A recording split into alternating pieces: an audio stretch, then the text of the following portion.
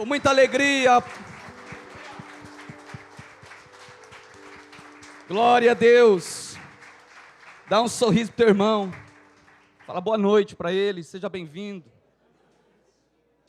Glória a Deus. Glória a Deus. Que ambiente maravilhoso, queridos. Eu já quero fazer uma declaração aqui, amados, que nós somos a família de Deus. Amém? Já quero fazer uma declaração aqui verdadeira e totalmente bíblica. Nós somos a família do Deus vivo. Amém?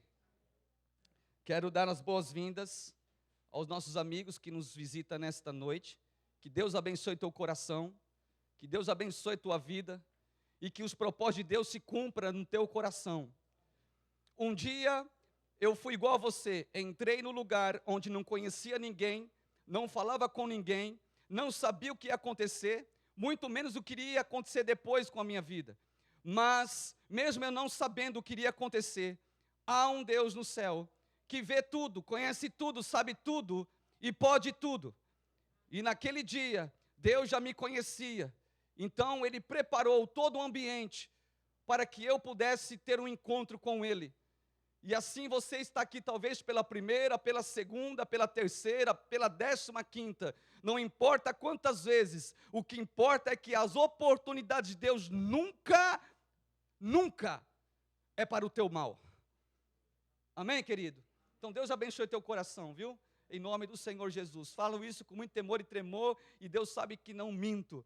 E que o meu desejo nesta noite é que o Espírito do Deus vivo venha falar comigo e com você. Amém. Pega a sua Bíblia, você que trouxe a Bíblia. A Bíblia é a palavra de Deus. Quando você ouvir falar, você tem Bíblia. É um livro de 66 livros. Não deixa de ser uma biblioteca nas tuas mãos. 66 livros, mais de 40 autores que foram usados por Deus, inspirados por Deus, para poder então deixar nas nossas mãos essa biblioteca maravilhosa, que nada mais é do que a própria autoridade de Deus para nós, é a palavra dele. Palavra de Deus, querido, é a palavra de Deus e pronto. Amém? E a própria Bíblia diz, Jesus dizendo quando esteve aqui nessa terra, ele disse o seguinte, ó, passarão os céus e a terra, mas as palavras do Senhor não vai passar. Amém? Você pode ter visto alguém passar, algumas coisas passarem, e você nota que nada do que temos é eterno. Até nos encontrar com Cristo. Quando você se encontra com Cristo, você percebe que a tua vida agora, o teu interior, passa a ter uma eternidade viva. E aqueles que fazem a vontade do Pai, diz o apóstolo João, na primeira carta de João, no capítulo 2, aquele que faz a vontade do Pai, este permanece para sempre. Amém? Então a igreja nunca vai parar, a igreja nunca vai morrer, a igreja permanece para sempre. Glória a Deus. Gostei desse glória a Deus. Foi o Paulo. Sente bem, Paulo, estou sem óculos, hein? Agora que eu vou colocar o óculos, agora estou vendo, cadê o Paulo? Cadê o Paulo? Ô, Paulão, Deus abençoe a sua vida. Amém, querido? Efésios capítulo 2. Meu coração está alegre, irmãos. Confiante no Senhor. Presença de Deus no meio do louvor. Quem se quebranta aqui na presença do Senhor aqui? Bem, é maravilhoso, amados, quando nós nos reunimos como família de Deus e começamos a adorá-lo. Efésios, carta do apóstolo Paulo aos Efésios, capítulo 2, versículo 13 até o versículo 21.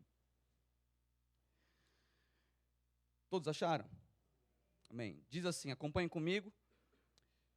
Mas agora, em Cristo Jesus, vós que antes estáveis longe, já pelo sangue de Cristo chegastes perto. Porque Ele, Cristo, é a nossa paz, o qual de ambos os povos fez um. E derribando a parede de separação que estava no meio, na sua carne, no seu corpo, desfez a inimizade, isto é, a lei dos mandamentos, que consistia em ordenanças, para criar em si mesmo dos dois um novo homem, fazendo a paz. E pela cruz, reconciliar ambos com Deus em um corpo, matando com ela as inimizades. E vindo, ele evangelizou a paz, a vós que estáveis longe e aos que estavam perto, porque por ele, Cristo, ambos temos acesso ao Pai em um mesmo Espírito. Assim que já não sois estrangeiros, nem forasteiros, mas concidadãos dos santos e da família de Deus. Eu vi uns 3 améns aí, pode aumentar essa intensidade, né? Vamos lá, vou repetir o versículo só para aumentar a intensidade. 19. Assim que já não sois estrangeiros, nem forasteiros, nem estranhos, nem qualquer um, mas concidadãos dos santos e da família de Deus. Oh, aleluia! Edificados, construídos, alicerçados sobre o fundamento dos apóstolos e dos profetas, de que Jesus Cristo é a principal pedra da esquina, no qual todo edifício, toda casa, bem ajustada, cresce para o templo santo no Senhor. Versículo 22. No qual também vós juntamente sois edificados, construídos para morada, habitação de Deus no Espírito. Amém? Você pode dar um amém bem forte aí, querido? Eu sei que você tem força, eu sei que estou ministrando para uma igreja jovem. Vamos lá então, amém? Eu vi um amém aqui atrás, aqui, ó. Nós somos uma igreja abençoada, meus amados. Pode tomar assento em nome do Senhor Jesus.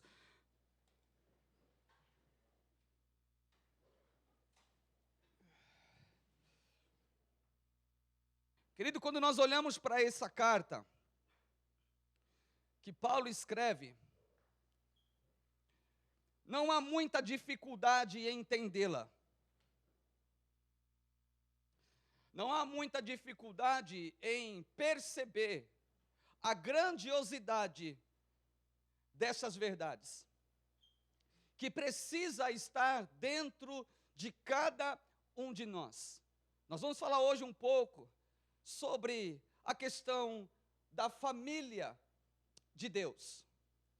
E desde já é tão importante nós considerarmos o que o apóstolo Paulo escreve aos Efésios, no capítulo 2, quando se trata da família de Deus. Nós vamos ver do decorrer para frente, que esse Deus não é apenas qualquer Deus, mas a Bíblia e as Escrituras dizem que este é o Deus vivo.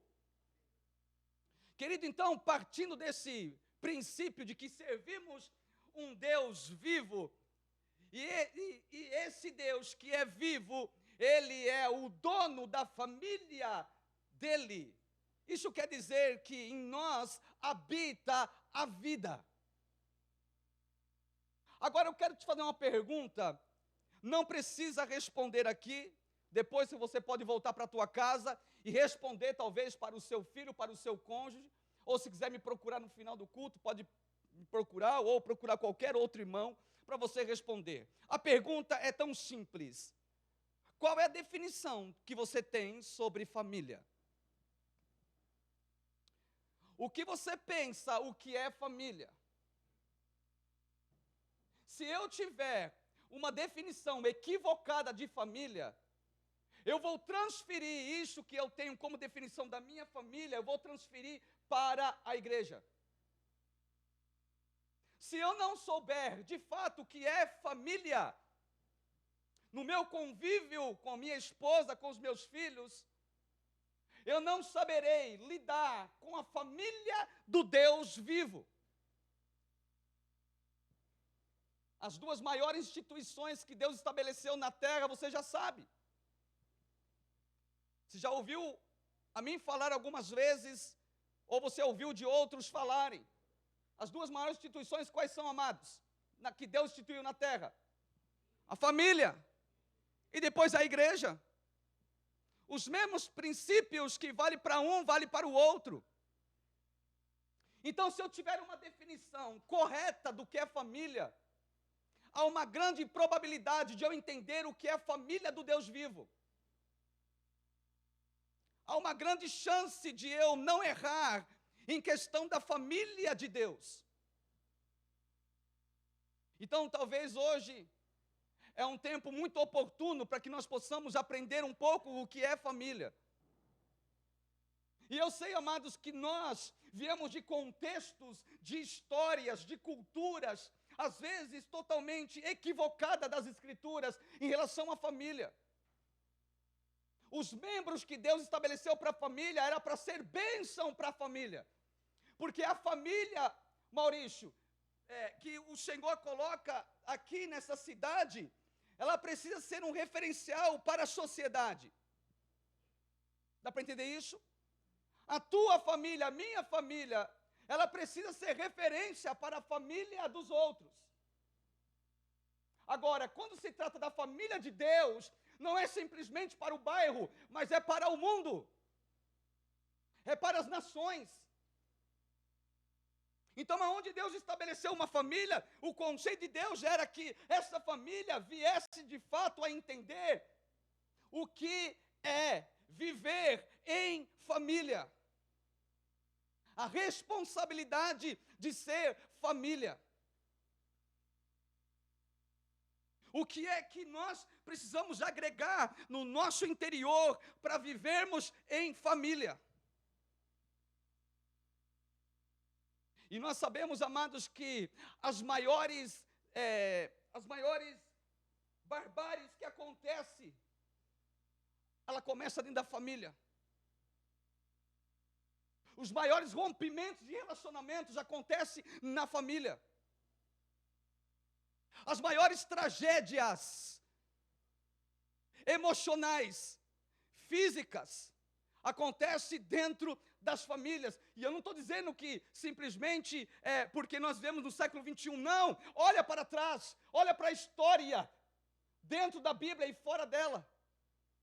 Olha como o diabo, o inimigo da nossa alma, trabalha contra a família.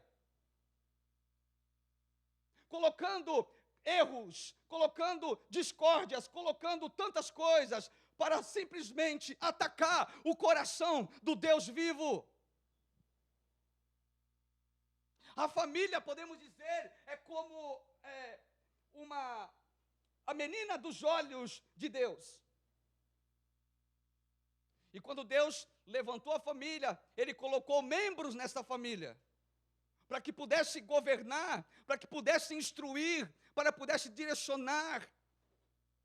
O papel do pai dentro da família é muito importante, o papel da mãe é muito importante, o papel dos filhos é muito importante. Todos que estão ligados dentro desse contexto família, ele só tem a ganhar. Mas o que nós vemos hoje, amados, é pai contra os filhos e filho contra os pais. Mãe que mata filho, filho que mata pai. Os valores foram se desgastando pelo decorrer dos tempos. E o que nós vemos hoje são troca de valores. O filho ama o que o pai tem, o que a mãe tem, e não quem é o pai e o que é a mãe.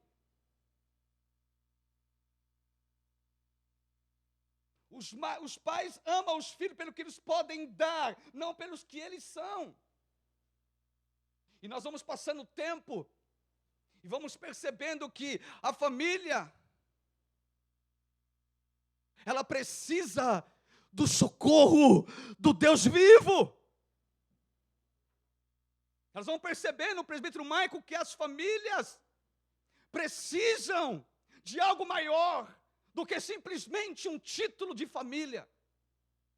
Elas precisam se encontrar com aquele que pode realizar as maiores bênçãos dentro do lar. E aí, quando nós encontramos então esse texto de Efésios, nós encontramos que quando Jesus foi para a cruz, ele aniquilou a inimizade, juntando agora dois, ele vai falar dois, quem são esses dois? Eram os judeus e os gentios. Jesus veio para os judeus e eles não acreditaram em Jesus. Eles fizeram pouco caso de Jesus. E olha que os judeus eram um povo escolhido. Se nós pegarmos a história do povo hebreu, do povo de Israel, do povo judeu, nós vamos ver que Deus, quando ele disse para Moisés, Dinho, olha Moisés, construa um santuário para mim, para que eu possa habitar no meio de vocês. O desejo de Deus, Débora, sempre foi habitar no meio do seu povo. O povo judeu, Pablo, ele não quis a presença de um Cristo, do Filho de Deus. E a Bíblia fala em João, no capítulo 1, versículo 14, que Jesus Cristo habitou entre nós.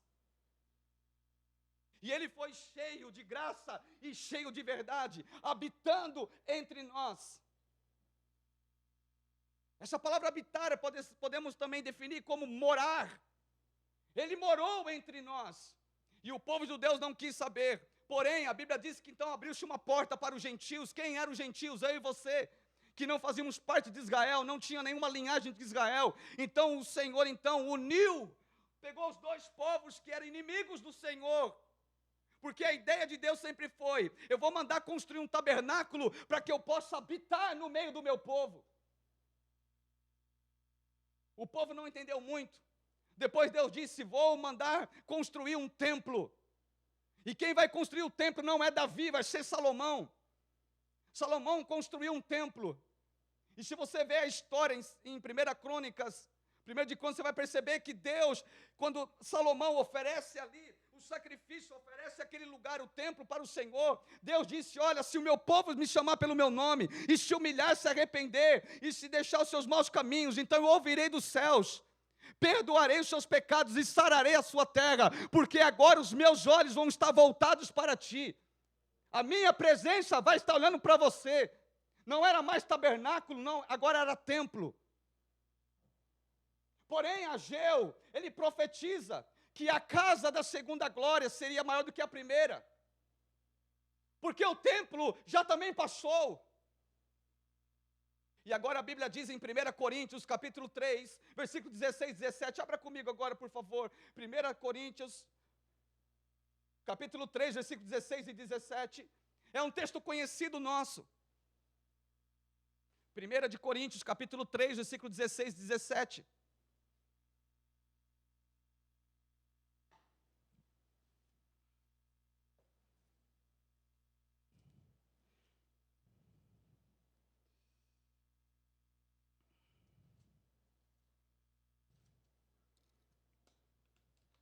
Não sabeis vós que sois o templo de Deus e que o Espírito de Deus habita em vós? Se alguém destruir o templo de Deus, Deus o destruirá, porque o templo de Deus, que sois vós, é santo. Querido, Deus disse para Moisés: Moisés, constrói um tabernáculo. Moisés foi obediente, colocou tudo que deveria colocar no tabernáculo, porque o desejo de Deus era habitar no meio do seu povo. Passa-se o tempo do templo, do tabernáculo. Entra então a era do templo. Um templo exuberante, enorme, lindo.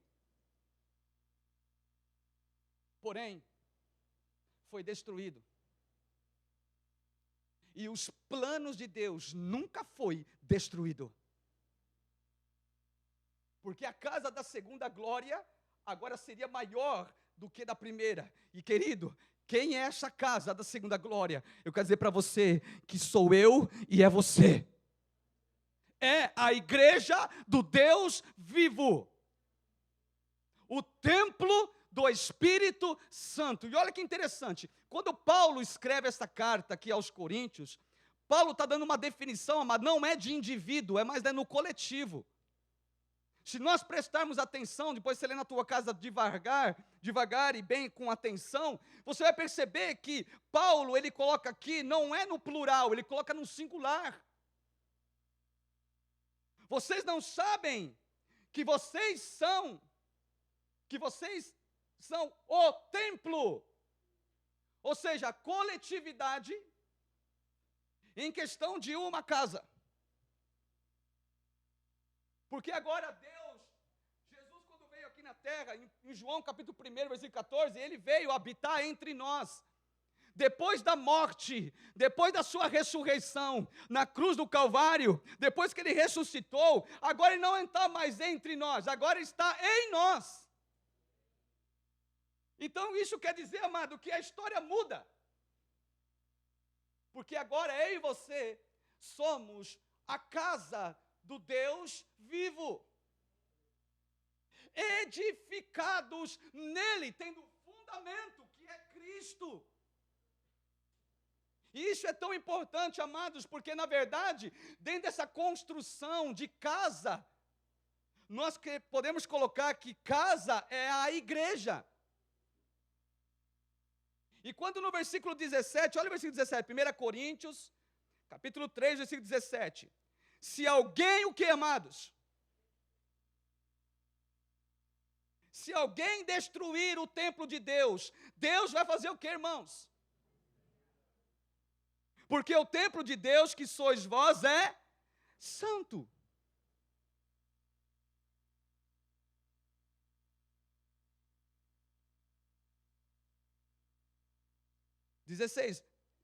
Eu acho que eu não li o 16, li o 17 antes, né? Não sabeis vós que sois o templo de Deus e que o Espírito de Deus habita em vós?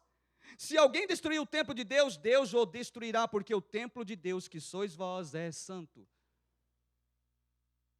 Amados, Paulo escrevendo essa verdade, ele dá uma direção aqui de quem destruir o templo de Deus. Quem é o templo de Deus? A igreja. E a Bíblia diz assim, ó, quem destruir a igreja, Deus vai destruir. Isso quer dizer, amados, que nós vivemos um tempo onde muitas coisas acontecem para ir contra a família de Deus, é ou não é?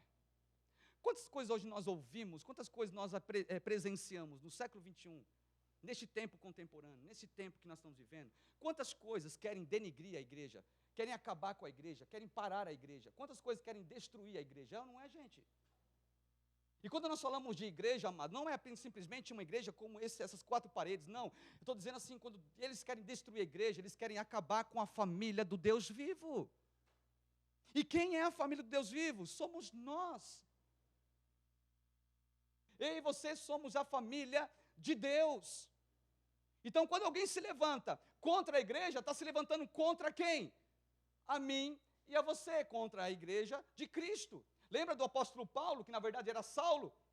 Quando ele estava indo para o caminho de Damasco, com uma carta na mão para poder matar os cristãos daquela época, o Senhor Jesus apareceu para ele e disse, Saulo, Saulo, por que você está me perseguindo? Por que você quer me destruir?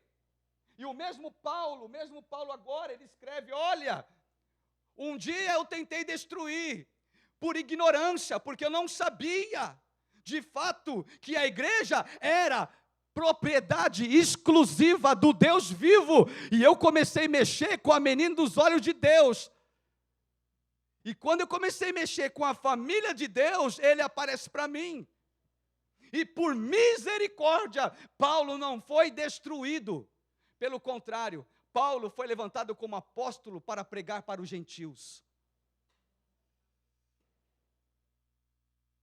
E hoje nós podemos ter a alegria e a graça de poder ouvir essas verdades, sabendo que Paulo foi transformado pelo Espírito Santo de Deus, para que hoje eu e você pudéssemos ter essas verdades incutidas dentro do nosso coração pelo poder e ação do Espírito Santo de Deus.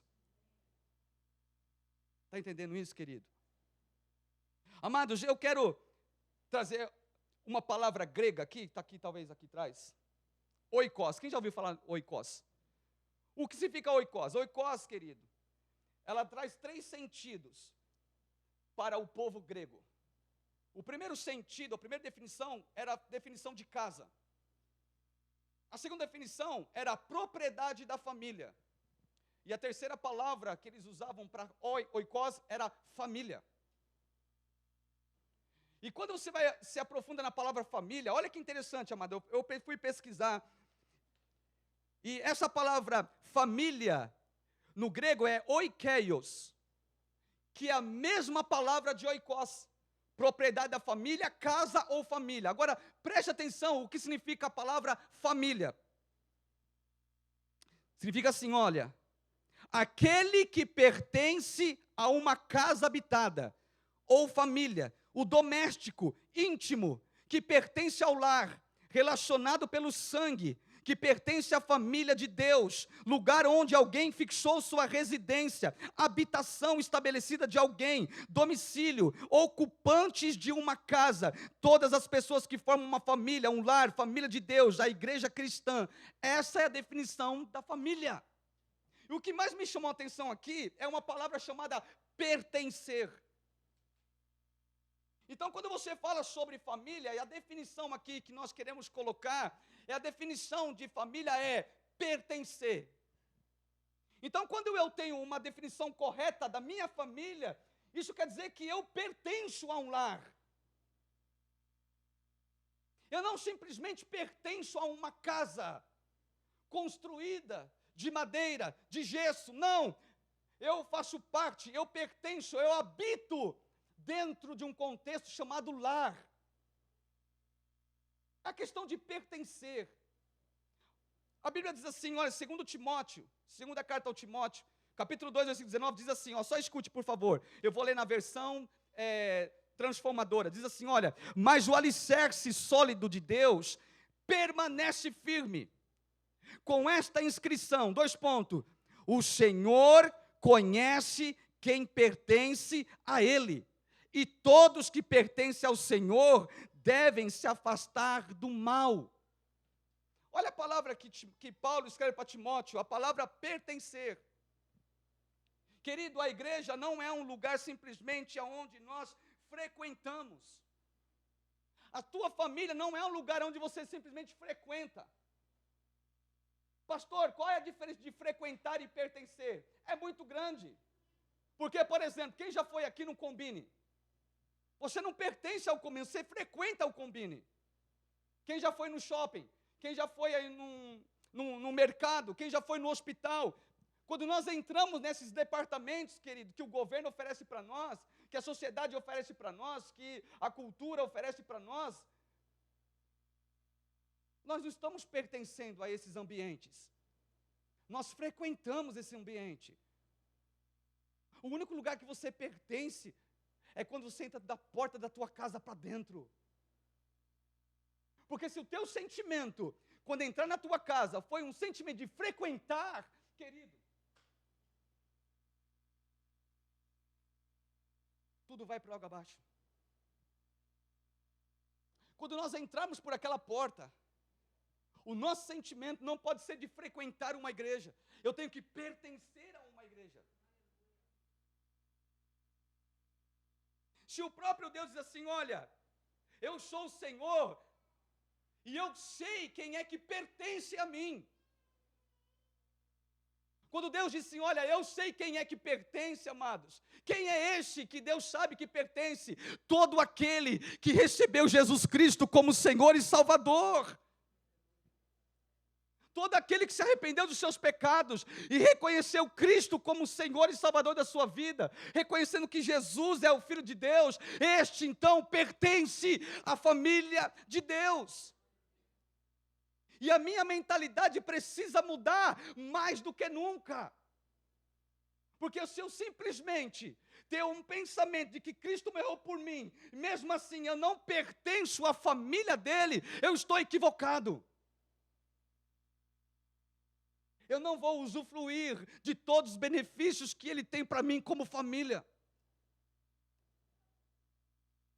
Sabe, Jesus um dia ouviu de alguém dizer assim: mestre, a tua mãe está te chamando, e os teus irmãos estão lá fora te chamando.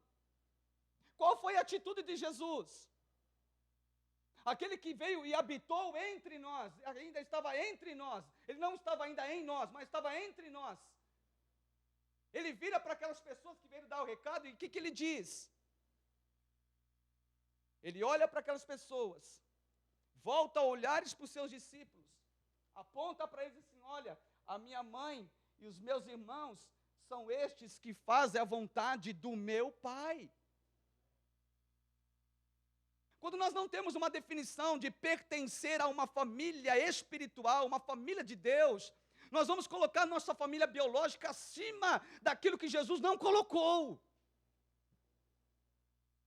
Pastor, Jesus estava indo contra a família biológica? Não, querido, não é isso. Mas Jesus sabia que a família biológica era passageira. Vai passar. Mas a família espiritual não vai passar. A família espiritual, a igreja de Cristo, a família do Deus vivo, é eterna. E Jesus disse que lá no céu não vai ter casamento.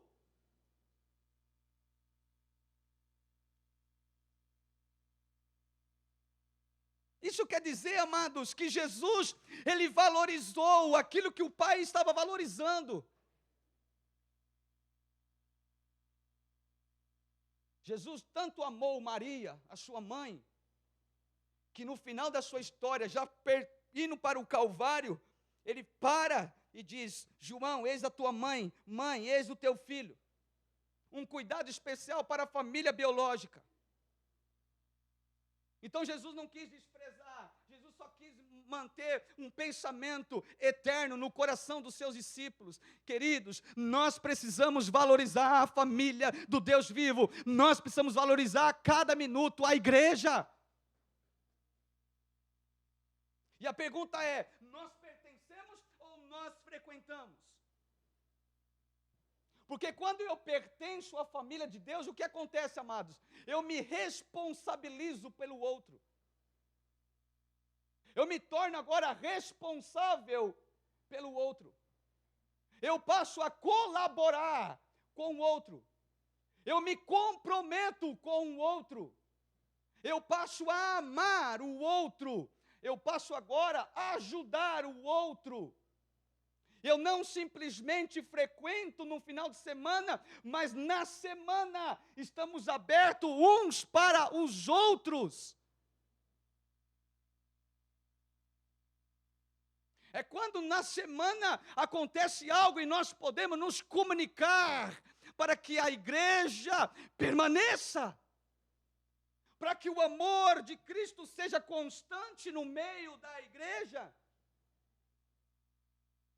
Porque o que nós estamos sendo agora, mas é construídos dentro de um fundamento, em cima de um fundamento que é Cristo. A igreja é uma construção do construtor. E quando nós temos esse pensamento de que nós pertencemos à família de Deus, isso fica muito mais fácil a nossa convivência um com o outro. Quantos estão entendendo aqui? Amados, quando nós pertencemos, Jesus ele traz uma ilustração em Mateus capítulo 7, do versículo 24 ao 27, ele diz o seguinte. Abra sua Bíblia comigo aí, leia comigo.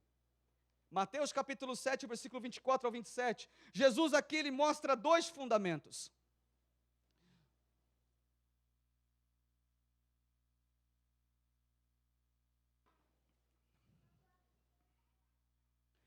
Mateus capítulo 7, o Evangelho de Mateus capítulo 27, versículo 24. Mateus 7, 24 ao 27.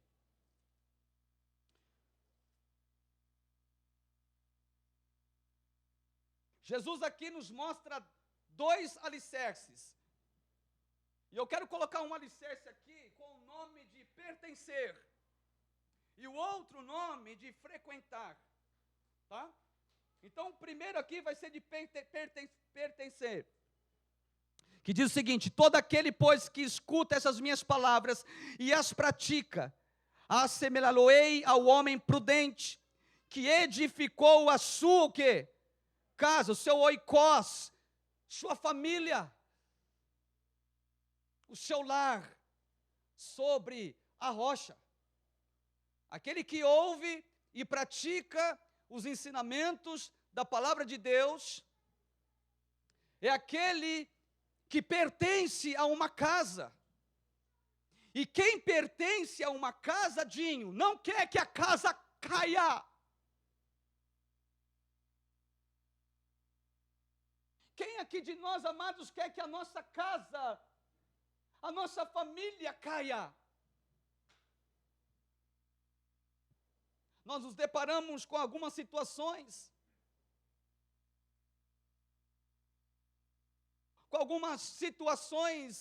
corriqueiras na família, que às vezes tira a lágrima dos nossos olhos, tira o sono do nosso deitar,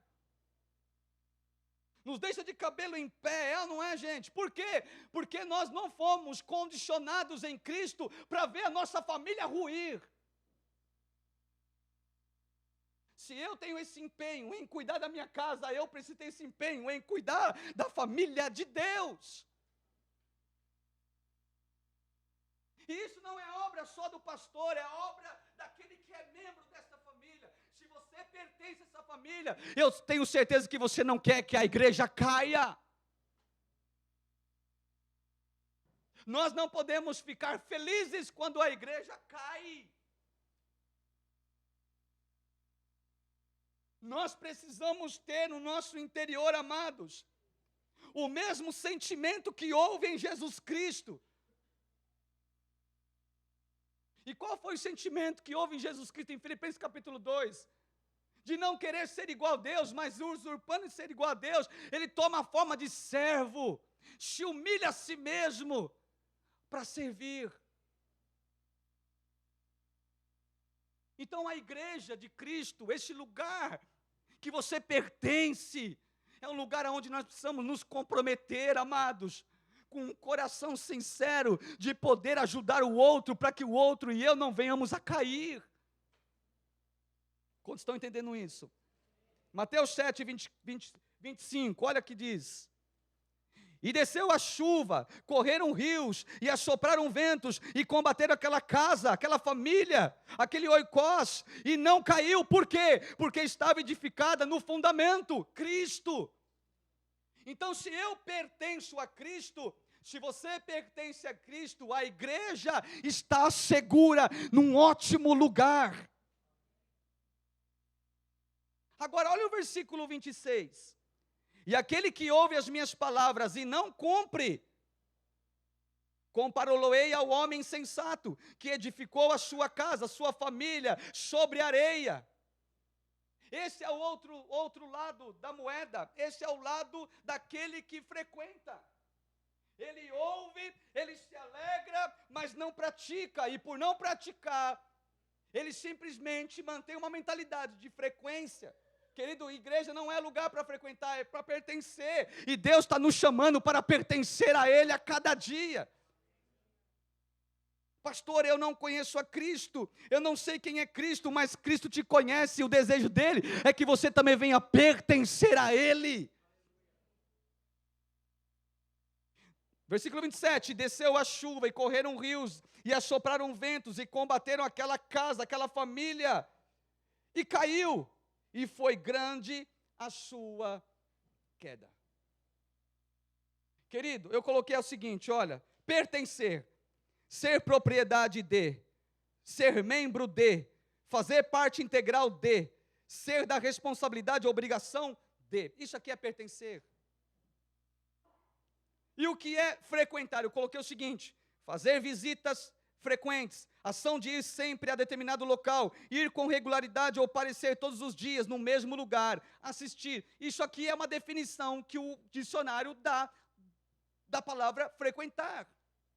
Agora, no reino espiritual, nós não fomos colocados aqui para frequentar, nós fomos colocados aqui para pertencer. E como assim, pastor, pertencer? Queridos, quando Jesus derramou seu sangue na cruz, ele abriu portas de oportunidade para que a humanidade pudesse entrar e conhecer o amor do Pai. Se a casa de Deus é a igreja de Deus, e se a igreja de Deus é a família de Deus, toda casa, toda família tem um dono. Ok? A Bíblia diz que Deus colocou no lar a figura masculina. Colocou o filho, que depois se torna marido, que depois se torna pai. E cada fase deste homem, como filho, como marido e como pai, cada área deste homem, ele adquire uma responsabilidade. E quanto mais ele vai se aprofundando nessas responsabilidades, mais ele vai entendendo a importância que ele tem dentro da família. Não é, gente? Quando eu era solteiro, apenas um filho, eu não tinha a responsabilidade de um marido. Mas quando eu me casei, peraí, eu não posso mais ser agora meninão. Eu preciso agora tomar a postura de um homem casado. Quando a minha primeira filha chegou, a Bianca, não sou apenas um marido, eu preciso me posicionar agora como pai. A coisa vai ficando mais séria. Mas foi ficando mais gostoso, porque os filhos foram vindo depois, né? Aí partiu do 1, 2, 3, 4, né? 5 não, filho. Deixa para quem não tem nenhum. Mas quanto mais a família cresce, mais o Senhor derrama graça na vida daquele que Deus colocou como responsável. Deixa eu fazer uma pergunta aqui. Antes de você casar, você que é casado, antes de você casar, você fez algum curso de 4 anos para como saber ser marido? Alguém fez? Não? Quando você foi pai, antes de ser pai, você fez um curso aí de 5 anos para você saber como é um pai? Não. Foi como, irmãos? Aconteceu. E Deus é tão maravilhoso, Maurício, Deus é tão maravilhoso, que à medida que eu vou entrando na área que Ele determinou para mim entrar, Ele mesmo me garante a capacitação.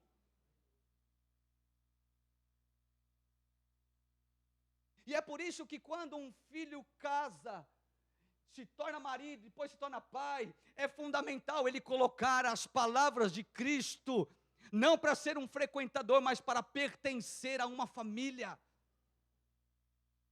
E quando isso fica enraizado dentro de nós, amados, a tendência é gerar benefício e um legado para as futuras famílias.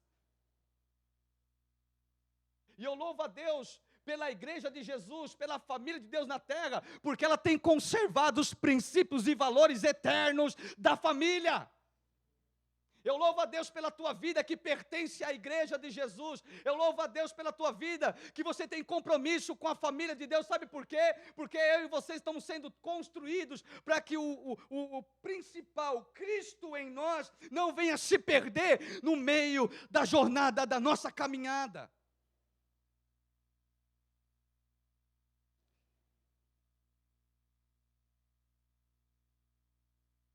Agora, o que nos impede, irmãos, de vivermos como família de Deus, dentro de um plano chamado igreja?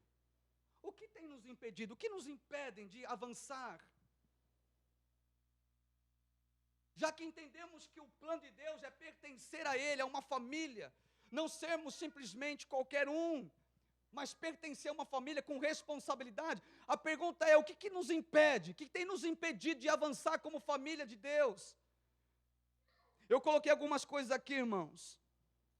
Primeiro, quando a nossa mentalidade continua enfraquecida pela força do velho homem.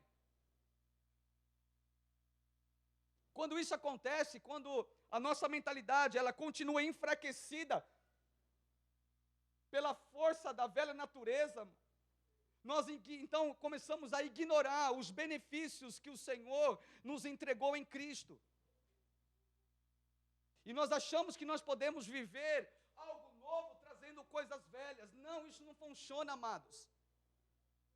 Não tem como eu viver e pertencer a uma família trazendo coisas velhas na minha mente. Eu preciso despojar do velho homem, despojar da maneira velha de pensar, para que eu possa agora usufruir de um benefício maior dentro da minha casa, dentro da casa de Deus. Como estão entendendo isso? É aqui, amados, que os mimimis caem por terra. É aqui que as coisas que na verdade nos faz paralisar, caem por terra. Quando? Quando a minha mentalidade ela é fortalecida pela mente de Cristo. Se Cristo é o dono da igreja, se Cristo é o cabeça da família, se Cristo é o responsável da família, então preste atenção, Ele derrama tudo isso na nossa vida. E nós precisamos despertar para os dias de hoje. Querido, sabia que nós podemos fazer o nosso ambiente familiar, como igreja, um ambiente melhor? Você sabia que nós podemos fazer do nosso ambiente familiar, espiritual, um ambiente melhor? Deixa eu fazer uma pergunta para você. Quem é que tem dificuldade dentro da sua família? Só eu? Ó, eu vou entrar um pouco mais profundo nessa questão aí. Dentro da família, todo dia é dia legalzinho? Não? Não? Não, Diago Fugita? Não. Dentro da família, você sempre acerta. Dentro da tua família, a pessoa que está do teu lado sempre acerta. Não? Dentro da tua família, você sempre tem vitória? Não.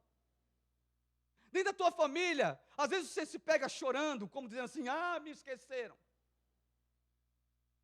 Não dão valor. Faz para todo mundo, mas não faz para mim. Já passou por isso? Pois bem, agora a pergunta mais profunda. Você deixa de amar essa pessoa? Por quê? Porque o senso de pertencer é muito maior do que as fragilidades que o ser humano pode oferecer para ti. Porque o senso de pertencer a uma casa é muito maior do que os lados negativos do que o ser humano pode te oferecer. Porque o vínculo do amor é muito mais constante e fervoroso do que apenas um olhar, talvez insignificante, que você recebeu hoje na tua casa. Lares são quebrados, famílias são desperdiçadas. Sabe por quê? Porque o senso não é pertencer, é frequentar.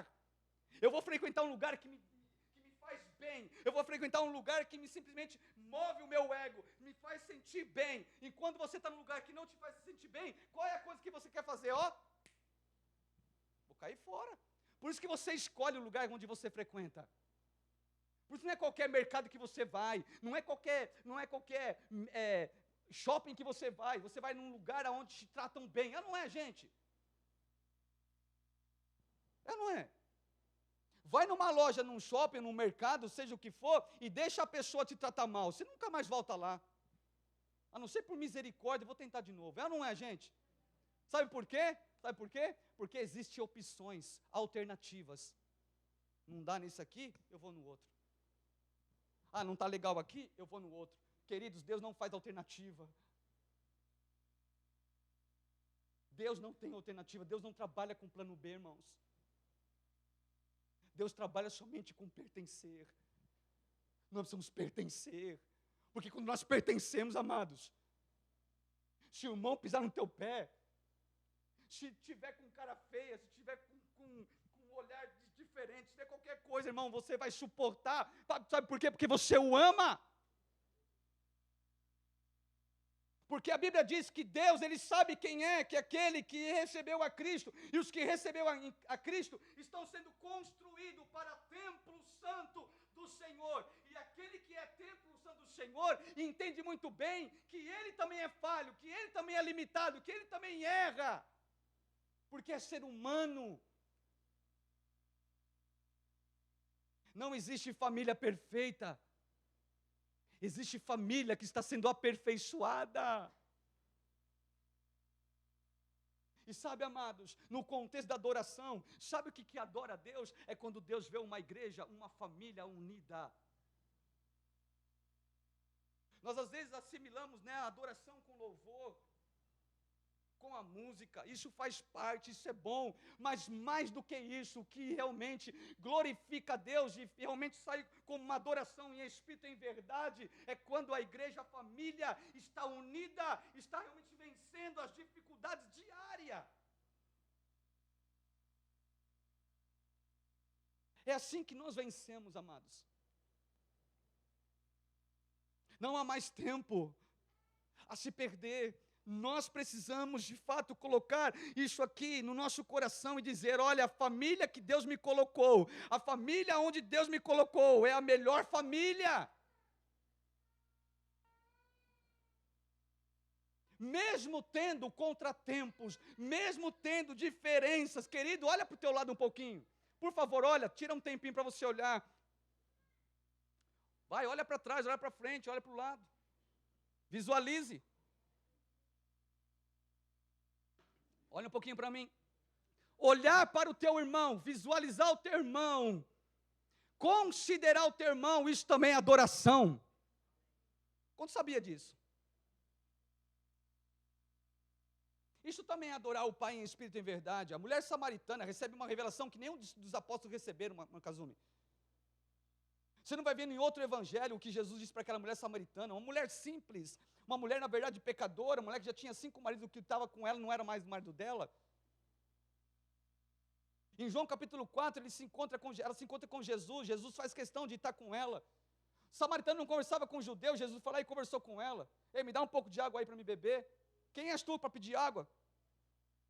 Ainda mais no poço de Jacó, nosso pai. Ah, mulher, se você soubesse quem está te pedindo.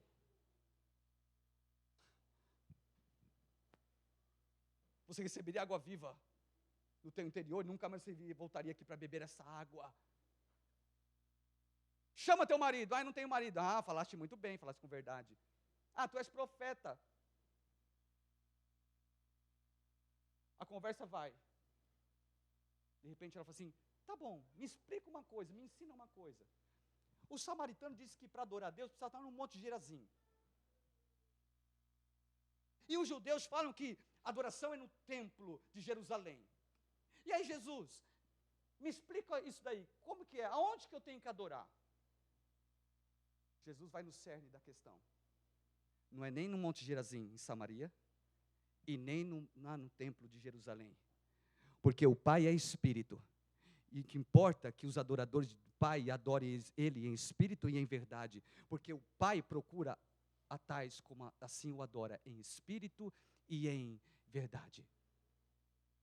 Queridos, quando nós fazemos essa questão para a família espiritual, eu posso me assemelhar contigo, a ser com você alguém que venha andar como comunidade, alguém que está com você, Dinho, como alguém interdependente, e não como dependente.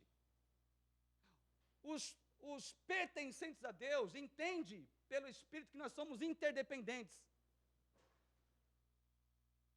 Eu preciso de você, mas eu dependo de Deus. Porque o dia que você falhar, Deus não falha. E o dia que você errar, o Pai me dá graça para poder te perdoar. Isso é adoração em espírito. Isso é trazer a palavra de Deus no Espírito e praticá-la. Em verdade, é quando nós assumimos agora um papel de um irmão mais velho. Daqueles que estão se achegando, que são os mais novos na fé. Quando você puder ter um tempinho, lê na tua casa, Tito, capítulo 2. Tito era um pastor de uma igreja. E Tito começa a dar algumas direções. Paulo dá algumas direções para Tito para poder passar para a igreja. E aí então ele fala, olha, fala para as mulheres mais velhas, que elas precisam ser mulheres que não venham se dar a fofoca, não venham se dar em qualquer lugarzinho não, mas que sejam mulheres exemplo para as demais mulheres, que elas sejam esposas submissas aos maridos, que elas possam ser mulheres para inspirar as mais novas a como cuidar do marido, como cuidar do lar, como cuidar da família.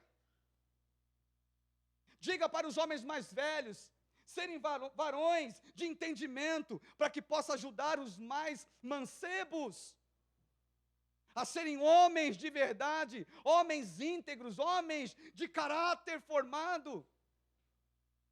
E tudo isso, amado, é contexto de uma família espiritual. Paulo fala para alguns irmãos, dizendo assim, olha, vocês eram para ser mestres, mas ainda precisam do leitinho. O que Paulo está dizendo? Irmãos, vocês eram já para ser os irmãos mais velhos da tua turma aí. Vocês precisariam já ter se formado na maturidade espiritual, mas eu vejo que ainda não se formou. Sabe, amados, quando Deus constrói uma família, Ele constrói com um propósito. Vocês estão entendendo isso? E o propósito para nos abençoar, para cumprir os planos de Deus. Alguns dizem que a igreja é farmácia, alguns dizem que a igreja é como mercado, alguns dizem que a igreja é como hospital. Mas o que encontro na Bíblia é que a Bíblia fala assim, que a igreja é a família de Deus. Essa é a definição. É a família do Deus vivo. E sabe o que a Bíblia diz?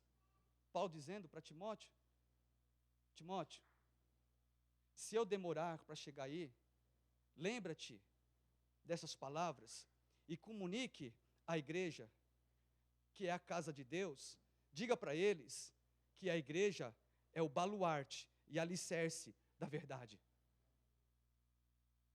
Essa é a igreja do Deus vivo. Amados, nós estamos sendo construídos para ser referencial para essa nação.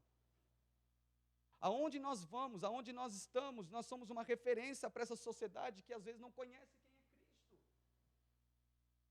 E elas precisam ver em nós, querido, a alegria de pertencer a uma família. Eu pertenço a uma família. Eu não sou mais órfão, eu não sou mais qualquer um, eu pertenço a uma família. Então, aquilo que me impede a prosseguir, eu preciso dar um basta. Então, se a minha mentalidade está enfraquecida pela força do velho homem, eu preciso deixar isso para trás, me despojar do velho homem, para poder então viver a verdade. E sabe o que Paulo fala? Paulo fala assim, olha, quem minta não mente mais. Quem roubava não rouba mais, ou seja, mudou a mentalidade, muda o comportamento. Às vezes nós queremos mudar o comportamento, mas não queremos mudar a mentalidade. Ao contrário, muda a mentalidade e nós mudamos o comportamento. Porque agora a mentalidade é formada por uma nova natureza de pertencer a Cristo. Amém? Segundo, quando os maus hábitos pecaminosos não são mais vistos como pecado. Isso aqui é muito triste, irmãos. O Senhor ministrava no meu coração dizendo esta frase. Quando é que nós impedimos da igreja ser uma família próspera, abençoada, avançando, caminhando rumo realmente à vontade de Deus? É quando os maus hábitos não são considerados como pecado. Por exemplo, a mentira. Querido, a mentira, ela se torna um hábito. A fofoca se torna um hábito. E por tanto mentir, por tanto fofocar, por tanto falar mal, sabe o que acontece? Se torna algo normal. A gente não vê o dano que está causando. E a família de Deus, nós não podemos deixar que com isso venha prosperar. Nós precisamos realmente nos posicionar e dizer, não, nós somos a família de Deus. E se o Pai, Ele é a verdade, então eu preciso ter a verdade no meu interior. Porque o pai da mentira, quem é, irmãos? Você não sabe? Eu vou te falar, o pai da mentira é o diabo. Ele é o mentiroso, ele é o enganador. Ele é aquele que destrói a família, ele é aquele que coloca empecilho para a família crescer. É ele que tenta tirar toda a energia da igreja, ele tenta tirar toda a alegria da igreja. É ele que tenta colocar confusão, medo, colocar tantas coisas na igreja para poder enfraquecer a família. Mas nós não podemos ignorar o que o Senhor está nos ensinando. Eu preciso dar um basta nesses maus hábitos. Se faz parte da minha vida, eu preciso me arrepender e dizer: Deus, eu pequei contra o Senhor porque eu falei mal do meu irmão. Eu julguei o meu irmão. Eu falei maledicência contra o meu irmão. Eu não falei como alguém que poderia edificá-lo. Nós precisamos ter nossas palavras como sal, irmãos. Palavras que venham edificar o outro. E isso é receber, amados, a graça do Senhor como família de Deus. Amém? Eu tenho certeza que você não sai falando mal do teu marido para as pessoas. Eu tenho certeza que por mais que o teu filho erre, você não fica falando mal dos teus filhos para as pessoas. É ou não é, gente? Pelo contrário, nós queremos defender, é ou não é? Agora precisamos trazer esse conceito para a família de Deus. Precisamos ter essa consciência, irmãos, transformada. De eu saber que você é meu irmão. E se eu estiver falando mal de você, eu estou falando mal de Cristo. Se você falar mal do teu irmão do teu lado, você está falando mal de Cristo. E às vezes nós não temos consciência disso. Se torna um hábito demoníaco na família de Deus. E sabe o que é isso? A raiz de amargura que vai contaminando muitos. E de repente a gente perde.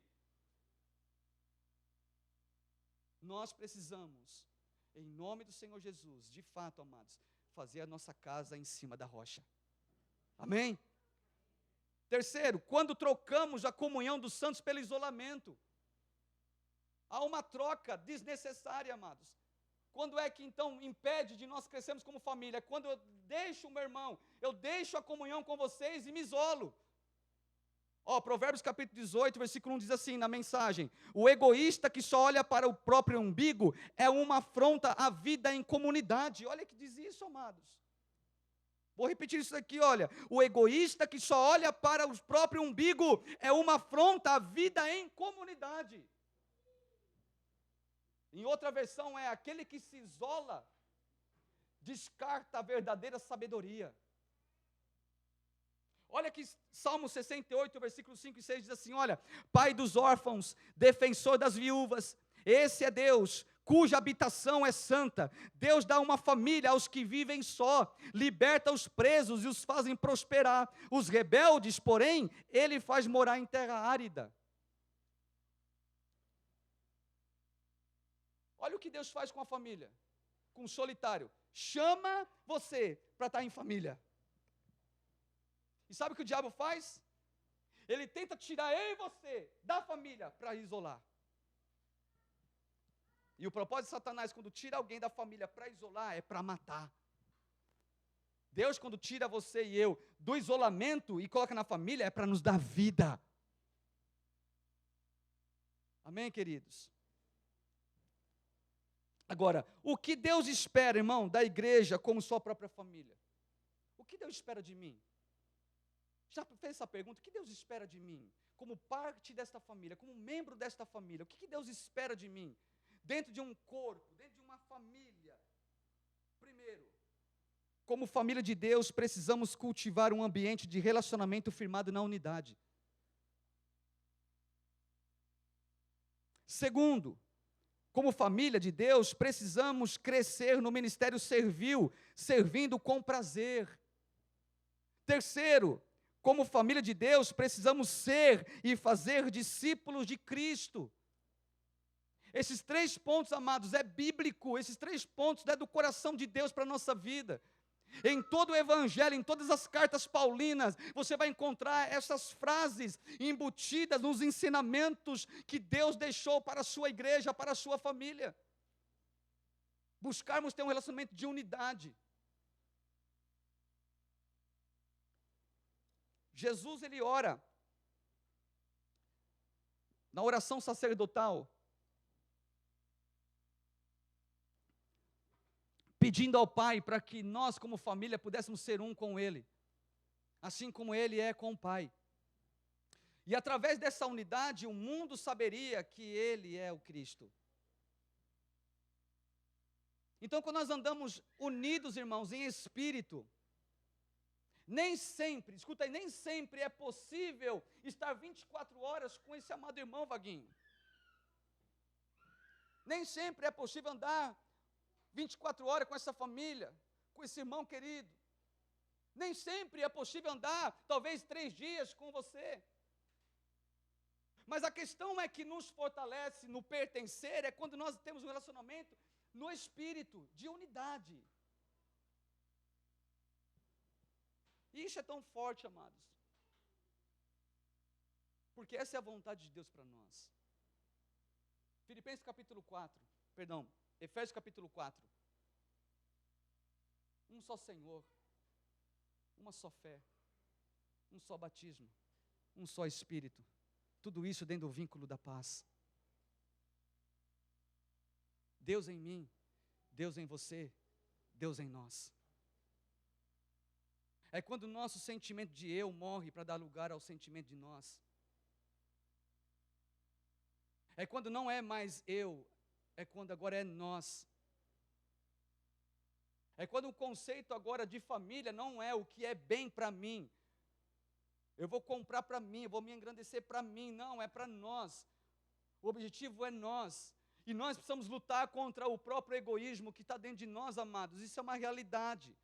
Nós temos que a cada dia aos pés de Jesus e crucificar o nosso eu na cruz e seguir a Jesus, porque o caminho de Jesus vai nos ensinar nós. Pai nosso que está no céu, não é o Pai meu, é o Pai nosso. E esse Pai nosso é tanto o meu pai como o teu pai. Lá em casa eu tenho 4 filhos. Uma ainda é pequenininha, não tem noção, mas tenho 3 que têm noção. E quando um briga com o outro, eles pensam que eles vão ter 3 pais, para cada um. Coitados. Ele tem o mesmo pai para os 3. E olha, sempre um filho quer chegar diante do pai com vantagem. Não é, gente? Sei que aí que tem mais de um irmão, não é? Quando você fazia coisa errada, você não queria culpar seu irmão mais velho? Para o seu irmão velho apanhar no teu lugar?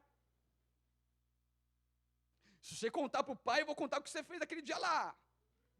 Não é assim que acontece muitas vezes, irmãos? Não é? Aí o pai vai fazer o quê? Vai fazer vista grossa? Não, vai corrigir. Vai intervir. E não adianta ele querer vir falar mal da irmã dele, não. Ou da irmã dele vir falar mal de mim, não. Do irmão para mim, não. Porque o pai é o mesmo, queridos. Assim acontece na igreja. Por isso que Jesus, sábio demais, ele fala assim, se teu irmão pecou contra você, vai ter com ele. Não precisa chegar ao pai, não. Faz aquilo que eu já estou falando. Pai, o que eu tenho que fazer com meu irmão? Você já sabe, gente, por que nós oramos assim?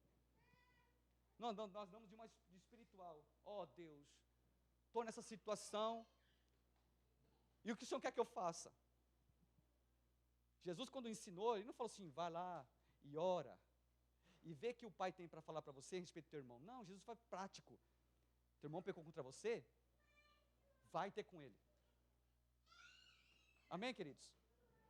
Então é assim que nós precisamos viver, em unidade, relacionamento formado pela unidade. Segundo, crescer no ministério servindo, irmãos, não com cara feia, não por obrigação, mas servir com prazer. Cadê as esposas que fazem comida para o marido aqui? Como é que você faz a janta dele? De novo?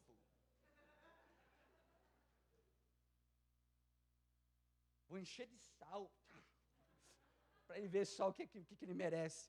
Não, querido, você faz a melhor comida. Você tem prazer. Você tem prazer de lavar roupa para o seu marido, para os seus filhos. Você tem prazer de cuidar da tua casa. Não é, irmãs? Fala aí, irmãs. Não deixa eu falar sozinha aqui, não. É verdade. Tem irmãs aqui que é exemplo de mãe, de esposa. E louvado seja Deus por isso. Agora escute. Nós precisamos ter esse mesmo sentimento da família de Deus. Eu tenho que ter prazer em te servir. Olha para o teu irmão um pouquinho aí, olha para ele aí, ó. Você tem que ter prazer por essa pessoa em servi-la. Não olha para o teu marido, não. Olha para o outro irmão aí, ó. Não olha para a esposa, não. Olha para o teu irmão aí, ó. Diferente.